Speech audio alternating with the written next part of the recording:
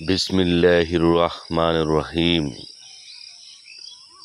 অতঃপর আমি ভীতি হয়ে তোমাদের কাছ থেকে পলায়ন করলাম।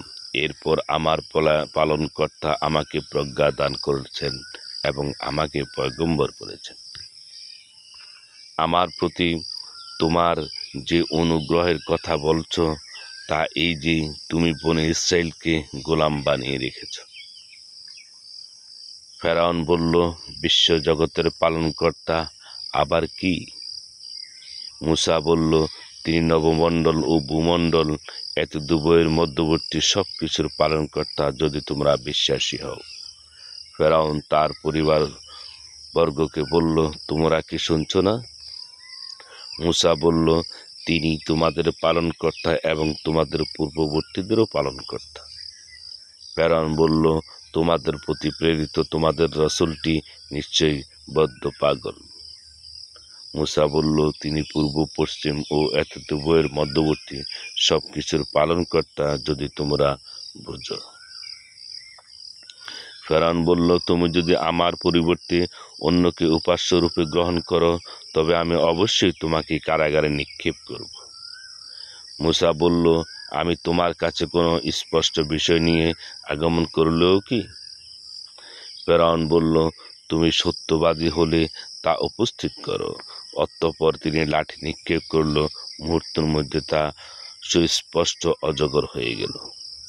আর তিনি তার হাত বের করলেন, তৎক্ষণাৎ তা দর্শকের কাছে সুশুভ্র প্রতিবাদ হলো।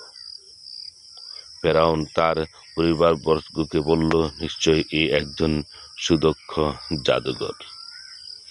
সে তার জাদু বলে তোমাদেরকে তোমাদের দেশ থেকে বহিষ্কার করতে চায়। অতএব তোমাদের মত কি?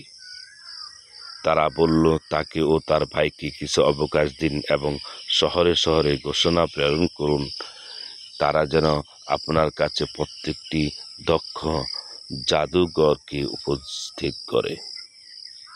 অতঃপর এক নির্দিষ্ট দিন জাদুঘরদের একত্রিত করা হলো এবং জনগণের মধ্যে ঘোষণা করা হলো, তোমরাও সমবেত হও, যাতে আমরা জাদুকরকে অনুসরণ করতে পারে, যদি তারাই বিজয়ী হয়।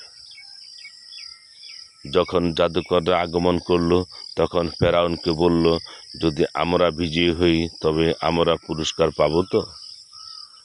ফেরাউন বলল, হ্যাঁ, এবং তখন তোমরা আমার নৈকট্যশীলদের অন্তর্ভুক্ত হবে।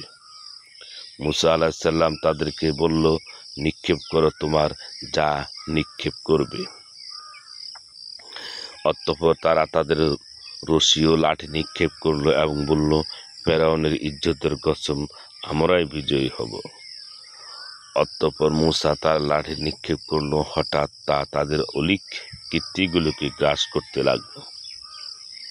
তখন জাদুকররা সিজদায় নত হয়ে গেল।